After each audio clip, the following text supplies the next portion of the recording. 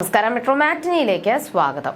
മലയാളികളുടെ പ്രിയപ്പെട്ട അമ്മയാണ് കവിയൂർ പൊന്നമ്മ. പകരം വെക്കാനില്ലാത്ത അതുല്യ കലാകാരി വിട പറയുമ്പോൾ മലയാളക്കര ഒന്നാകെ വിതുമ്പുകയാണ്. മലയാള സിനിമയിലെ അമ്മ ഈ ലോകത്തു നിന്ന് പോയെന്ന് വിശ്വസിക്കാൻ സഹപ്രവർത്തകർക്കോ ഉറ്റവർക്കോ കഴിഞ്ഞിട്ടില്ല. എന്നാൽ വലിയ പൊട്ടും നിറഞ്ഞ വാത്സല്യച്ചിരിയുമായി പ്രേക്ഷകർക്ക് മുന്നിലെത്തിയ പൊന്നമ്മയുടെ ജീവിതം അത്ര സുഖകരമായിരുന്നില്ല. ഭർത്താവിൽ നിന്നും കടുത്ത പീഡനങ്ങളാണ് പൊന്നമ്മയ്ക്ക് നേരിടേണ്ടി വന്നത്. കുടുംബജീവിതവും അത്ര സുഖകരമായിരുന്നില്ല. കവിയൂർ പൊന്നമ്മയുടെ ഏറ്റവും വലിയ സ്വപ്നമായിരുന്നു സ്വന്തമായി ഒരു വീട്. തന്റെ 37 വർഷത്തെ കഠിന പ്രയത്നത്തിനൊടുവിലാണ് ആ സ്വപ്നത്തിലേക്ക് പൊന്നമ്മ എത്തിയത്. തന്റെ 15-ാം വയസ്സിൽ തുടങ്ങിയ ആ അധ്വാനം കൊണ്ട് കുടുംബത്തെ മുഴുവൻ കരകയറ്റി. അവസാനം കയ്യിൽ ഉണ്ടായിരുന്നതെല്ലാം സ്വരൂകൂട്ടിയാണ് വീട് വെക്കാൻ ഒരു സ്ഥലം വാങ്ങിയത്.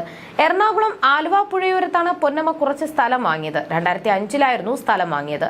അന്ന് ആ സ്ഥലം വാങ്ങുമ്പോൾ സെന്റിന് ലക്ഷങ്ങളായിരുന്നു നൽകേണ്ടി വന്നിരുന്നത്. അന്ന് ഡ്രൈവറായി ഒപ്പമുണ്ടായിരുന്ന ഒരു പയ്യനായിരുന്നു ആ സ്ഥലം കണ്ടെത്തിയതും പൊന്നമ്മയെ കൊണ്ടുചെന്ന് കാണിച്ചതും. എന്നാൽ ആദ്യം ഈ സ്ഥലം ഇഷ്ടപ്പെട്ടിരുന്നില്ല പൊന്നമ്മയ്ക്ക്. എങ്കിലും ഏക്കറോളം നീണ്ടു കിടക്കുന്ന പാടവും സമീപത്തെ ക്ഷേത്രവും എല്ലാം കണ്ടപ്പോൾ മനസ്സൊന്നു മാറിയെങ്കിലും പകുതി മനസ്സിലായിരുന്നു പൊന്നമ്മ. ഒപ്പം ആ ഡ്രൈവറായിരുന്ന ആ പയ്യന്റെ സമ്മർദ്ദം കൂടി ആയതോടെ പെട്ടെന്ന് തന്നെ രജിസ്ട്രേഷൻ പൂർത്തിയാക്കുകയായിരുന്നു. വടക്കുംനാഥൻ എന്ന സിനിമയിൽ അഭിനയിക്കവെയായിരുന്നു ഇതെല്ലാം സംഭവിച്ചത്. രജിസ്ട്രേഷൻ പൂർത്തിയായ ഉടനെ തന്നെ വീടിന്റെ പണിയും പൊന്നമ്മ ആരംഭിച്ചിരുന്നു. വീടിന്റെ അകവും പുറവും എല്ലാം തന്റെ ഇഷ്ടങ്ങൾ ചേർത്തായിരുന്നു തന്റെ സ്വപ്ന ഭവനം പൊന്നമ്മ ഒരുക്കിയത്. വീടിന് ചുറ്റും വലിയ ചുറ്റുമതിലൊരുക്കി സുരക്ഷിതമാക്കി.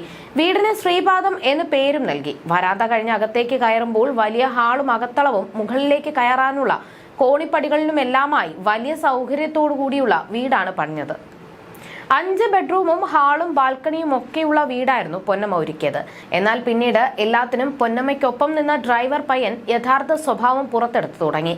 അയാൾ നോട്ടമിട്ടത് അത്രയും പൊന്നമ്മയുടെ സ്വത്തുക്കളിലായിരുന്നു. വാങ്ങിയ സ്ഥലത്ത് കുറച്ച് സ്ഥലം ഇയാൾക്ക് സൗജന്യമായി കൊടുക്കണമെന്നായിരുന്നു പൊന്നമ്മയോട് ഇയാൾ ആവശ്യപ്പെട്ടിരുന്നത്.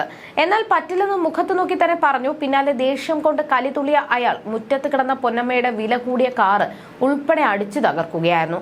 തുടർന്ന് കേസും വാർത്തയും എല്ലാമായി ഇയാളെ ജോലിയിൽ നിന്ന് തന്നെ പൊന്നമ്മ പറഞ്ഞു വിട്ടു. ഇത്തരത്തിൽ വളരെയേറെ പ്രതിസന്ധികളെ തരണം ചെയ്താണ് പൊന്നമ്മ തന്റെ ശ്രീപാദം സ്വന്തമാക്കിയത്. വൃത്തിയിൽ ഒരല്പം മുന്നിലായതിനാൽ തന്നെ അതീവ ശ്രദ്ധയോടെയായിരുന്നു വീട് പരിപാലിച്ചിരുന്നത്. സഹോദരനും കുടുംബത്തിനും ഒപ്പമായിരുന്നു പൊന്നമ്മ ഈ വീട്ടിൽ താമസിച്ചിരുന്നത്. പലപ്പോഴും ഓടിയെത്തുന്ന മകളും കുടുംബവും സഹോദരങ്ങളുടെ മക്കളും മാത്രമായിരുന്നു വീട്ടിലെ അതിഥികൾ. ബിന്ദു എന്നാണ് പൊന്നമ്മയുടെ മകളുടെ പേര്. പൊന്നമ്മയുടെ സംസ്കാര ചടങ്ങിൽ മകൾ ഇല്ലാത്തത് പലരും ചൂണ്ടിക്കാട്ടി. ബിന്ദു അമേരിക്കയിലാണ്. അവിടുത്തെ ഏറ്റവും പ്രായം കുറഞ്ഞ പ്രൊഫസറാണ്. അവിടുത്തെ പത്രത്തിൽ എഴുത്തും അതിലെ റോയൽറ്റി വക നല്ല ഇൻകവും ഉണ്ട്.